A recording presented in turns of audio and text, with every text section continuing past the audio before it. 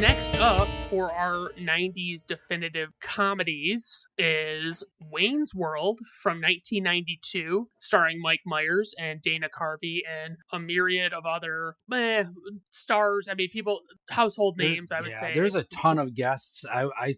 I would say starring Mike Myers and Dana Carvey with Tia Carrere and Rob Lowe, and then a host of guests, right? Is that how you say her name? Tia Carrere? Tia Carrere? I'm asking you. I have no idea. I always thought it was Tia Carrere or Tia Carrere. It probably is. I don't know. I was just curious. In my heart, she's Tia Carrere. And yes. I love her in my heart. Mike. As Mike Myers says, if she were president, she'd be Abraham Lincoln. Right. From my childhood for this movie. So me and my sister Michelle were staying at our grandparents' house in Langsburg, Michigan when this came out on video. So I don't know, videos took forever. So it was probably like a year or two after this movie actually was released. And we went and we rented this movie, and my grandparents didn't really know what to make of it. And we put it on the TV and we were all watching it in the living room at my grandparents' house. And my grandpa shut this thing off 5 minutes in. Like, he was like, I don't know what the hell that was. That's trash. I don't know what, like he was furious that we had even like tried to watch. Yeah. Was he like did he find something to be completely inappropriate? I'm trying to think. In the first 5 minutes, they have the guy with the suck cut. Like, right. I mean, like, I could say like I gather like he probably would have thought it was really stupid. Right. And it was like, it's like the earliest 90s comedy I can think of that like started to go the way of like silly and stupid in a way that the 90s did, Yeah. But I mean, he was just so not having Wayne's World, and like we didn't even get to like Bohemian. Well, we might have gotten that far, but it was a quick on and off at my grandparents' house. It's interesting. You mentioned stylistically it felt 90s to you, because I would agree with that. Like, and maybe again, I'm no expert, but like as far as I can remember, this was what, 1992, February of 1992. It probably was an early tone setter of what I feel like later 90s slapstick comedies emulated in some way, with kind of the extreme characters. Not to say that there weren't movies with extreme characters that were, slapstick comedies for that. Thinking of movies like Fast Times at Ridgemont High and stuff with Spicoli, right? But like this was like a movie where all the main characters were dialed up to 11 to a degree, or at least several of them. But this one, though, again, kind of like Don't Tell Mom the Babysitter's Dead. A lot of the references are actually fully 80s. The characters themselves, the main characters, Wayne and Garth, are like trapped in their 80s adolescence. They're really not 90s. They're very 80s. Having said that, there are also very 90s references in the movie. Like there are a couple of references that are very, very early 90s. And I feel like even though the characters and the themes were reflective of the 80s, this is one of those movies where I feel it informed the 90s from here out. Like so many phrases and words and things they say, I feel like became part of the 90s lexicon. Now, again, I wasn't a teenager in the 80s, so maybe these were things kids said in the 80s. I don't know. But I can tell you that me personally, in my experience, me and my friends and around my house, we adopted a lot of these terms. And to me, they resonate with my 90s experience. Things like not, are you mental, get the net, hurl, spew, blow chunks, swing, babelicious, game on, a sphincter says what. These are things that like I feel like every teenager in the 90s knew these phrases, right? Oh, yeah. And so, but again, I can't really speak for the 80s in that regard. Ironically, my favorite of all the phrases they say is one that I don't remember really catching on in the 90s. Again, I could be wrong, but when they refer to his ex-girlfriend as a psycho hose beast, that just makes me laugh every time. And I don't know how that didn't become a more regular way to describe a clingy girlfriend or something, right? I mean, I obviously I'm trying to avoid doing bits, but like the gun rack Yep. sequence. Like, just that whole sequence is like one of my favorite Yes. comedy bits of all time. Like, I absolutely love it. I crack up every time because it's Yep. just, it's such a well concocted scene that it's just like she's such a lunatic. Yes. And she's like bringing him this thing he could never use. Oh my God. Well, I and just love it. I made a note about it later, but like their reaction every time Stacy comes around, who is played by I think Laura Flynn Boyle, right? Yep. Every time she comes around, the looks on their faces are classic. And then, like you said, that whole sequence is like quintessential Wayne's World, right? They nail it. It's so perfect. And again, it ends with, "Are you mental? Get the net. We broke up." Like it ends with those like catchphrases that became, synonymous with Wayne's World and Mike Myers, right? But yeah, I had mentioned the, kind of the look being very 80s. And so I had written down a lot of like the references and the cultural references being very firmly rooted in the 80s and even the 70s, because I think that's where their characters are supposed to be trapped in. But like right out of the gates, they're watching that, they're watching TV and they see the clapper, the Chia Pet, which actually came out of the 70s, but it still kind of feels 80s. There's references to Heather Locklear, who was a huge star in the 80s, though also the 90s. Like, she wasn't irrelevant. The Grey Poupon bit that they do, that was a very 80s commercial. It actually started in 1981. See, like that bit, like I always remember, like, what the fuck is this? Like, that was what I thought when I watched. Because I'm like, what are they? They've got to be referencing something, and I have no idea what it is. And that is actually a reference that I very much remember from TV as a kid, was those Grey Poupon commercials. So I remember that in the movie, how funny it was, because it was like such a ubiquitous commercial, right? Like everybody, I feel like, knew that commercial. Wait, did you say "Excuse me, baking powder" when you were going through your lines? I should have. I definitely wrote it down. Did I skip that one? I didn't remember if you said. I could, because I definitely wrote down "Excuse me, baking powder," because I love that.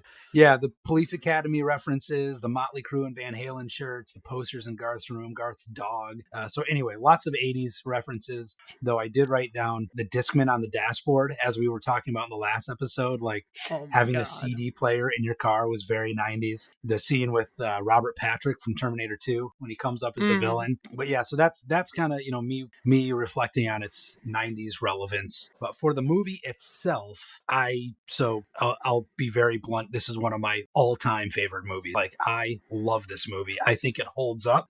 I laughed hysterically the whole way through rewatching it, and it's one of those movies that I probably do watch every few years. I love Wayne's World. I always have. I always will. As I mentioned, Tia Carrere. So this I would have been 10 years old when this came out. But I don't know. I don't know if I realized it at the time, but definitely watching it now, like, she is so hot in this movie. Like, she's amazing. And maybe it's just the rock chick thing, and she's like on stage playing guitar and everything, which, by the way, that was actually her singing those parts. Yeah, I looked that up. She does all her own singing in it. And apparently she passed up an audition for Baywatch specifically to try and audition for this because she wanted it so bad. Things that I thought were unique in it as well. And this is, again, I'm not an expert, so I don't know, but was it common in comedies to break the fourth wall the way that Mike Myers does in this movie? Or was this kind of unique or novel at the time? It might not have been the very first one to do it, but it was probably the first one to do it and go all in on it like it did. Because they lean into it pretty hard, right? They even acknowledge it at one point when Ed O'Neill starts talking to the camera. He says, "No, me and Garth are the only ones that get to talk to the camera." like they even acknowledge that they're breaking the fourth wall, right? Like, it's very in your face. Ed O'Neill, by the way, in this movie is so wonderful. He is amazing. He's amazing. And another thing, I wasn't sure how unique or novel was it, but the blatant parodying of like well-known movies and pop culture, like the T2 reference, the Oscar scene, and it flashes across the bottom of the screen. It says, "This is our Oscar scene," or whatever, as he's throwing water in his face and pretending to cry. Stuff like that. Like, it really, really parodies pop culture itself. I don't know how often that was happening before, almost as like a part of the humor. It did introduce Queen to a new generation. I distinctly remember that, even though I was young. I remember, but I feel like nobody was listening to, or it wasn't coming on regular radio, Bohemian Rhapsody, until they did that bit, and suddenly it was everywhere, right? Absolutely. Yep.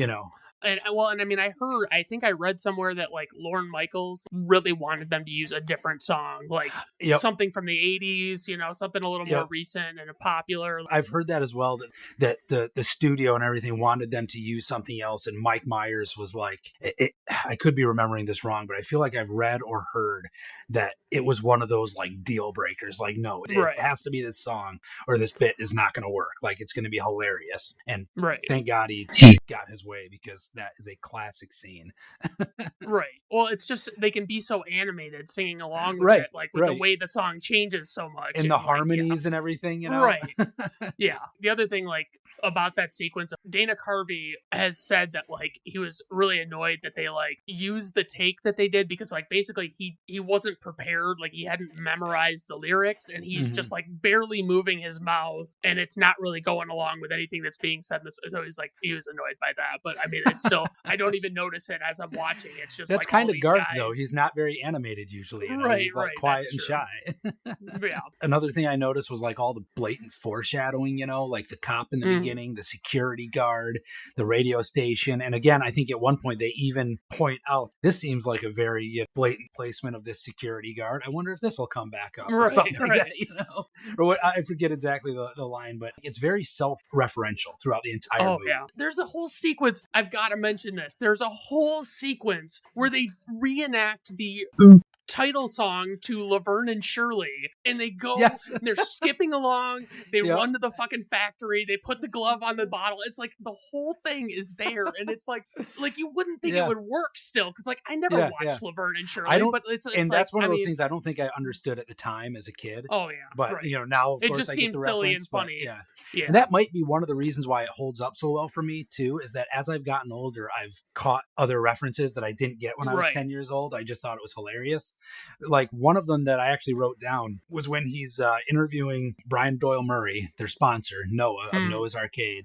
And he writes, "This man blows goats" on the back of the card. And I remember asking my dad, what does that mean? And I don't even remember what he said, but he definitely did not tell me what it he did not tell me the truth. No, and it wasn't until like years later where I understood it. And then I was like, oh my God, I can't believe they got away with that in like a PG-13 movie. Like, that's kind of graphic.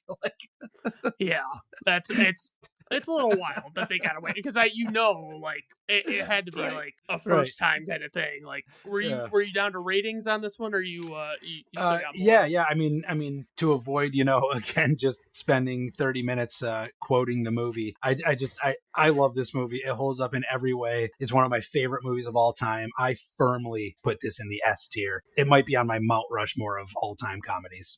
I think obviously I expected that from you, but like the only thing I'll say, I give it an A. The only thing I am not so in love with Tia Carrere. Like I didn't have a thing for her, and maybe it was because I was young enough that it didn't really click in my head or anything. I think it was around the time where they're shooting the music video, and she's got like that white bikini and the snake around her, where I wrote down Tia Carrere was a goddess.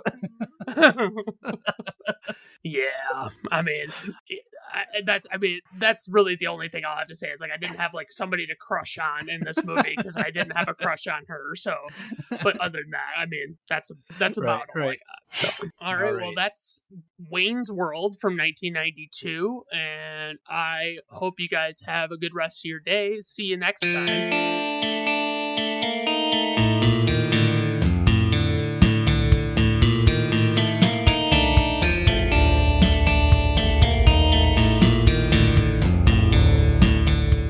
Brandon at Random Reviews artwork, theme music, and podcast are written, performed, recorded, engineered, directed, and produced by Brandon Griffiths in association with Brandon at Random Reviews Entertainment.